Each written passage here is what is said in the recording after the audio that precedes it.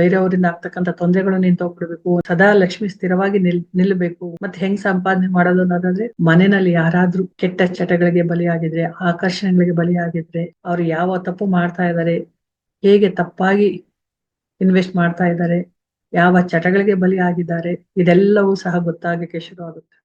ವಿಭಿನ್ನ ರೀತಿಯ ವಿಶೇಷ ಮಾಹಿತಿಗಾಗಿ ನಮ್ಮ ಚಾನಲನ್ನು ಸಬ್ಸ್ಕ್ರೈಬ್ ಮಾಡಿ, ಲೈಕ್ ಮಾಡಿ, ಶೇರ್ ಮಾಡಿ. ನಮ್ಮ ಮೈಂಡ್ ಚೆನ್ನಾಗಿರ್ಬೇಕು, ನಮ್ಮ ಮನೆ ಚೆನ್ನಾಗಿರ್ಬೇಕು, ನಮ್ಮ ಮನಸ್ಸು ಚೆನ್ನಾಗಿರ್ಬೇಕು, ನಮ್ಮ ಆಫೀಸಲ್ಲಿ ಚೆನ್ನಾಗಿರ್ಬೇಕು, ನಾವು ಓದ್ ಕಡೆ ಎಲ್ಲ ಚೆನ್ನಾಗಿರ್ಬೇಕು ಅನ್ನೋದಾದ್ರೆ ಎಲ್ಲಾ ರೀತಿನಲ್ಲೂ ಒಳ್ಳೇದಾಗ್ಬೇಕು. ನಮ್ಮ ಮನೆಯಲ್ಲಿ ಗುಣ ಸ್ವಭಾವಗಳು ಬದಲಾಗ್ಬೇಕು. ಬೇರೆಯವರಿಂದ ಆಗ್ತಕ್ಕಂಥ ತೊಂದರೆಗಳು ನಿಂತೋಗ್ಬಿಡ್ಬೇಕು. ನಾವು ಮಾಡ್ತಕ್ಕಂಥ ಅನ್ಯಾಯಗಳು, ಮೋಸ, ನಾವು ಹೇಳ್ತಕ್ಕಂಥ ಸುಳ್ಳು ಎಲ್ಲವೂ ನಿಲ್ಲಬೇಕು. ನಮ್ಮ ಮನೆಯಲ್ಲಿ ಆನಂದ ಅನ್ನೋದು ತುಂಬಿರ್ಬೇಕು. ಸದಾ ಲಕ್ಷ್ಮಿ ಸ್ಥಿರವಾಗಿ ನಿಲ್ಲಬೇಕು. ಯಾವುದೇ ರೀತಿಯ ನೆಗೆಟಿವ್ ಎನರ್ಜಿಗಳು ಬರಬಾರ್ದು. ಶತ್ರುಗಳು ನಮ್ಮ ಮನೆ ಒಳಗಡೆ ಬರಬಾರ್ದು. ಅಸೂಯೆ ಭಾವದಿಂದ ನಮ್ಮನ್ನ ನೋಡ್ಬಾರ್ದು. ನಾವು ಆರೋಗ್ಯವಾಗಿರ್ಬೇಕು. ಜೀವನದಲ್ಲಿ ನಾವು ಮೇಲ್ಮೇಲಕ್ಕೆ ಹೋಗ್ತಾ ಇರ್ಬೇಕು. ಏನ್ ಬೇಕು ಅಂದ್ರೆ ಅದನ್ನ ಪಡ್ಕೊಳ್ಬೇಕು. ಎಲ್ಲರೂ ನಮ್ಮ ಜೊತೆ ಪ್ರೀತಿಯಿಂದ ಇರ್ಬೇಕು. ನಮ್ಮ ಸಂಬಂಧಗಳು ಯಾವಾಗ್ಲೂ ಸಿಹಿಯಾಗಿರ್ಬೇಕು. ನಾವೆಲ್ಲೇ ಕೆಲಸ ಮಾಡಕ್ ಹೋದ್ರು ಅಲ್ಲಿ ವಾತಾವರಣ ಚೆನ್ನಾಗಿರ್ಬೇಕು. ನಾವು ಆಫೀಸಲ್ಲಿ ಕೆಲಸ ಮಾಡ್ತಾ ಇದ್ರು, ಮನೇಲಿ ಮಾಡ್ತಾ ಇದ್ರು, ವ್ಯಾಪಾರಗಳು ಮಾಡ್ತಾ ಇದ್ರು, ಎಲ್ಲೇ ಇದ್ರು, ಹೇಗೆ ಇದ್ರು ನಾವೆಲ್ಲ ಚೆನ್ನಾಗಿರ್ಬೇಕು ಅನ್ನೋದಾದ್ರೆ ಆ ಮನೆಯಲ್ಲಿ ಶ್ರೀಯಂತ್ರವನ್ನ ಇಟ್ಕೊಳ್ಬೇಕು. ಷೋಡಶದಳ ಪದ್ಮವನ್ನ ನಾವು ಮನೇಲಿ ಇಟ್ಕೊಂಡಾಗ ಅಮೃತ ಧಾರೆ ಅನ್ನೋದು ಸುರಿಯುತ್ತೆ. ಕಾಸ್ಮಿಕ್ ಎನರ್ಜಿ ಅವ್ರ ಮೇಲೆ ಬರುತ್ತೆ, ಆ ಮನೆಗೆ ಬರುತ್ತೆ. ಒಂದು ಗುಡ್ ವೈಬ್ರೇಷನ್ ಇರುತ್ತೆ. ಸಕಾರಾತ್ಮಕವಾದ ಭಾವನೆಗಳು, ಸಕಾರಾತ್ಮಕವಾದ ವಾತಾವರಣ ನಿರ್ಮಾಣ ಆಗ್ಬಿಡುತ್ತೆ. ಯಾರೇ ತಪ್ಪು ಮಾಡಕ್ ಹೋದ್ರು, ಈಗ ಮೋಸ ಮಾಡ್ಬೇಕು, ಏನೋ ಒಂದು ರೀತಿಯಲ್ಲಿ ಸಂಪಾದನೆ ಮಾಡ್ಬೇಕು, ಕೆಟ್ಟ ರೀತಿಯಲ್ಲಿ ಅಥವಾ ಕೆಟ್ಟ ಕಡೆ ಇನ್ವೆಸ್ಟ್ ಮಾಡ್ಬೇಕು ಅನ್ನೋದಾದ್ರೆ ಅಮ್ಮ ಹೇಳ್ತಾರೆ, ಬೇಡ, ಆ ರೀತಿ ಮಾಡಬಾರ್ದು ಅನ್ನೋ ಆ ಗುಣಗಳನ್ನ, ಕೆಟ್ಟ ಹವ್ಯಾಸಗಳನ್ನು ಅಥವಾ ಕೆಟ್ಟ ಅಭ್ಯಾಸಗಳನ್ನು ಅಮ್ಮ ತಡೀತಾರೆ. ಮತ್ತೆ ಹೆಂಗ್ ಸಂಪಾದನೆ ಮಾಡೋದು ಅನ್ನೋದಾದ್ರೆ ಅಮ್ಮ ಕೊಡ್ತಾರೆ ಎಲ್ಲವನ್ನು ನ್ಯಾಯಬದ್ಧವಾಗಿ. ಎಲ್ಲಿ ಏನೆಲ್ಲ ಬರ್ಬೇಕು ಅದನ್ನೆಲ್ಲ ಬರೆಸ್ತಾರೆ. ಯಾರು ತೊಂದರೆ ಮಾಡಕ್ ಆಗೋದಿಲ್ಲ. ಮತ್ತೆ ಎಲ್ಲಿ ಇನ್ವೆಸ್ಟ್ ಮಾಡ್ಬೇಕು ಅನ್ನೋ ಜ್ಞಾನವನ್ನ ಕೊಡ್ತಾರೆ. ಮನೆಯಲ್ಲಿ ಯಾರಾದ್ರೂ ಕೆಟ್ಟ ಚಟಗಳಿಗೆ ಬಲಿಯಾಗಿದ್ರೆ, ಆಕರ್ಷಣೆಗಳಿಗೆ ಬಲಿಯಾಗಿದ್ರೆ, ಮನೆಯಲ್ಲಿ ಒಂಥರ ಆಚೆ ಒಂಥರ ಇರ್ತಾ ಇದ್ರೆ, ಆಚೆ ಎಂತದ್ದು ತಪ್ಪುಗಳು ಮಾಡ್ತಾ ಇದ್ದಾರೆ ಅಂತಾನೂ ಸಹ ಗೊತ್ತಾಗ್ಬಿಡುತ್ತೆ. ಶ್ರೀಯಂತ್ರ ಮನೆಯಲ್ಲಿ ಇದ್ರೆ ಪ್ರತಿಯೊಬ್ಬ ವ್ಯಕ್ತಿಯ ಕೆಟ್ಟ ನಡವಳಿಕೆ ಇರ್ಬೋದು, ಅವ್ರು ಯಾವ ತಪ್ಪು ಮಾಡ್ತಾ ಇದ್ದಾರೆ, ಹೇಗೆ ತಪ್ಪಾಗಿ ಇನ್ವೆಸ್ಟ್ ಮಾಡ್ತಾ ಇದ್ದಾರೆ, ಯಾವ ಚಟಗಳಿಗೆ ಬಲಿ ಆಗಿದ್ದಾರೆ, ಇದೆಲ್ಲವೂ ಸಹ ಗೊತ್ತಾಗಕ್ಕೆ ಶುರು ಆಗುತ್ತೆ. ಅಮ್ಮನವ್ರೆಲ್ಲವನ್ನ ಪಿಕ್ಚರ್ ತರ ತೋರಿಸ್ತಾರೆ. ಅದನ್ನೆಲ್ಲವನ್ನ ತಡೀತಾರೆ. ಅದು ಮಾಡದೇ ಇರೋ ರೀತಿನಲ್ಲಿ ಕಂಟ್ರೋಲ್ ಮಾಡ್ತಾರೆ. ಸೊ ಯಾರು ಯಾವುದೇ ಒಂದು ಕೆಟ್ಟದ್ದನ್ನ ಮಾಡ್ತಾ ಇದ್ರು ಅದನ್ನ ನಿಲ್ಸುತ್ತೆ.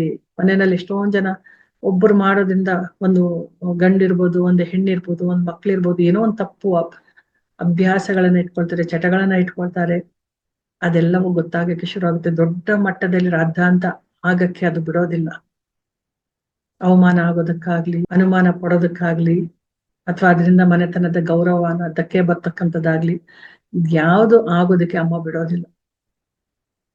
ಅಷ್ಟು ಅದ್ಭುತವಾದ ಒಂದು ಯಂತ್ರ ಶ್ರೀಯಂತ್ರ. ಯಾರ್ ಬೇಕಾದ್ರೂ ಇಟ್ಕೊಂಡು ಶುದ್ಧವಾಗಿ ಪೂಜೆಯನ್ನ ಮಾಡ್ಕೊಳ್ಬಹುದು. ತುಂಬಾ ಭಯ ಪಡೋ ಅವಶ್ಯಕತೆ ಇಲ್ಲ. ದೇವ್ರ ಮನೆ ಇದ್ದು ಅದು ಅಲ್ಲಿ ಇಟ್ಕೊಂಡು ಪ್ರತಿದಿನ ಕುಂಕುಮಾರ್ಚನೆ, ಒಂದು ಪಾನಕ ನೈವೇದ್ಯ ಮಾಡಿ, ಲಲಿತಾ ಸಹಸ್ರನಾಮವನ್ನ ಹೇಳ್ತಕ್ಕಂಥದ್ದು, ಶ್ರೀ ಮಂತ್ರವನ್ನ ಹೇಳ್ತಕ್ಕಂಥದ್ದು, ಷೋಡಶ ಮಂತ್ರಗಳನ್ನ ಹೇಳ್ತಕ್ಕಂಥದ್ದು, ಕನಕದಾರ ಸ್ತೋತ್ರವನ್ನ ಹೇಳ್ತಕ್ಕಂಥದ್ದು, ಏನು ಇಲ್ಲ ಅಂತಂದ್ರೆ ಶ್ರೀ ಮಾತ್ರೇ ನಮಃ ಅಂತ ಹೇಳ್ಕೊಳ್ತಕ್ಕಂಥದ್ದು. ತುಂಬಾ ಸರಳವಾಗಿ ಅಮ್ಮನವ್ರಿಗೆ ಅರ್ಚನೆ ಮಾಡಿರ್ತಕ್ಕಂಥ ಕುಂಕುಮವನ್ನ ಹಚ್ಕೊಳ್ತಕ್ಕಂಥದ್ದು, ನಂಬಿಕೆಯಿಂದ ಸಮರ್ಪಣಾ ಭಾವದಿಂದ ಅಮ್ಮನನ್ನ ಆರಾಧನೆ ಮಾಡ್ತಕ್ಕಂಥದ್ದು ಮಾಡಿದಾಗ ಇಡೀ ಮನೆ ವಾಸ್ತುದೋಷ ನಿವಾರಣೆ ಆಗ್ಬಿಡುತ್ತೆ. ಪಿತೃದೋಷ ಇರ್ಬೋದು, ಯಾವುದೇ ರೀತಿಯ ದೋಷಗಳು, ಶಾಪಗಳು ದೂರ ಆಗ್ಬಿಡುತ್ತೆ. ಹಾಗೆ ಮನಸ್ಸಿನಲ್ಲಿ ಇರ್ತಕ್ಕಂಥ ಕಲ್ಮಶಗಳು, ಕೆಟ್ಟ ಕರ್ಮಗಳು, ಜನ್ಮ ಜನ್ಮದ ಕರ್ಮಗಳು, ಗ್ರಹ ದೋಷಗಳು, ಶತ್ರು ಬಾಧೆಗಳು ಎಲ್ಲವೂ ಸಹ ಕಡಿಮೆ ಆಗುತ್ತೆ. ತಪ್ಪು ಮಾಡಕ್ಕೆ ಅಮ್ಮನವರು ಬಿಡೋದಿಲ್ಲ. ತಪ್ಪು ಜನ ಒಳಗಡೆ ಬರಕ್ಕೂ ಬಿಡೋದಿಲ್ಲ. ಮೋಸದ ವ್ಯಕ್ತಿಗಳು, ಸುಳ್ಳಿನ ವ್ಯಕ್ತಿಗಳು ಒಳಗಡೆ ಬರಕ್ ಅಮ್ಮ ಬಿಡೋದಿಲ್ಲ. ಅವ್ರು ಬರಕ್ಕೆ ಆಗೋದಿಲ್ಲ. ಯಾರು ಶ್ರೀಯಂತ್ರವನ್ನು ಇಟ್ಕೊಂಡಿರ್ತಾರೋ ಅವರನ್ನ ರಕ್ಷಣೆ ಮಾಡ್ತಾರೆ. ಅವರಿಂದ ಎಲ್ಲ ರಕ್ಷಣೆ ಪಡ್ಕೊಳ್ಬೋದು.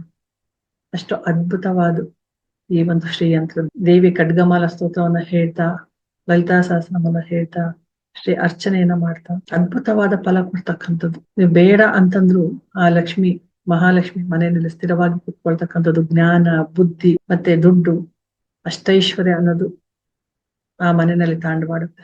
ಮನೆಯಲ್ಲಿ ಎಲ್ಲರೂ ಸಹ ಒಂದು ಸುಸೂತ್ರವಾದ ಜೀವನವನ್ನ ಮಾಡ್ತಾರೆ. ಪ್ರತಿಯೊಬ್ಬರಿಗೂ ಅದೇ ಅಲ್ವಾ ಬೇಕಾಗಿರೋದು. ನಮ್ಮ ಮನೇಲಿ ಎಲ್ಲರೂ ಸಹ ಸಂಸ್ಕಾರವಂತರಾಗಿರ್ಬೇಕು. ಯಾವುದೇ ತಪ್ಪುಗಳು ಮಾಡಬಾರ್ದು, ಅನ್ಯಾಯಕ್ಕೆ ಹೋಗ್ಬಾರ್ದು, ಅನ್ಯಾಯದ ಜನ ಮನೆ ಒಳಗಡೆ ಬರಬಾರ್ದು, ಯಾವುದೇ ರೀತಿಯ ತೊಂದರೆ ಆಗ್ಬಾರ್ದು, ಅಪಘಾತಗಳಾಗ್ಬಾರ್ದು, ಅಪಮೃತ್ಯುಗಳು ಬರಬಾರ್ದು. ಮತ್ತೆ ಎಲ್ಲೋದ್ರೂ ಗೌರವ ಬೇಕು.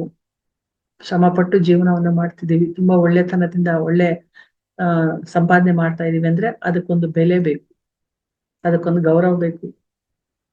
ಅಂಥದ್ದೆಲ್ಲವನ್ನ ತಂದು ಕೊಡ್ತಕ್ಕಂಥದ್ದು ಈ ಶ್ರೀ ಯಾತ್ರೆ. ಯಾರಿಗೆಲ್ಲ ಮನೆ, ಮನ, ಸಂಬಂಧಗಳು, ಹಣಕಾಸು, ವಿದ್ಯೆ ಎಲ್ಲಾ ರೀತಿಯಲ್ಲೂ ಉತ್ತಮವಾದ ಜೀವನ ಮಾಡ್ಬೇಕು ಅನ್ನೋದಾದ್ರೆ ಸುಭದ್ರವಾಗಿ ಸುರಕ್ಷಿತವಾಗಿ ಇರ್ತಕ್ಕಂಥ ರೈತಿನಲ್ಲಿ ನೋಡ್ಕೊಳ್ತಕ್ಕಂಥದ್ದು ಆ ಶ್ರೀಮಾತೆ ಮಹಾಮಾಯೆ ಶ್ರೀಯಂತ್ರ ರೂಪದಲ್ಲಿ ಯಾವ ಸಮಸ್ಯೆಗಳನ್ನಾದ್ರೂ ಇದು ಪರಿಹರಿಸ್ಕೊಟ್ಬಿಡುತ್ತೆ. ಅಂತ ಪರಿಷ್ಕಾರವನ್ನು ಕೊಡ್ತಕ್ಕಂಥದ್ದು ಈ ಶ್ರೀಯಂತ್ರ.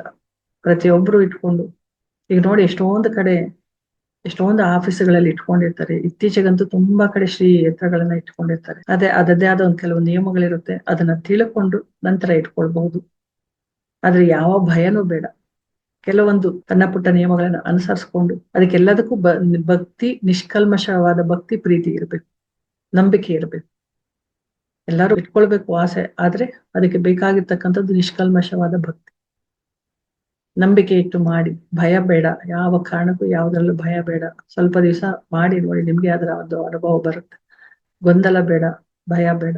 ಅಮ್ಮನವ್ರೆಲ್ಲರಿಗೂ ಒಳ್ಳೇದೇ ಮಾಡ್ತಾರೆ.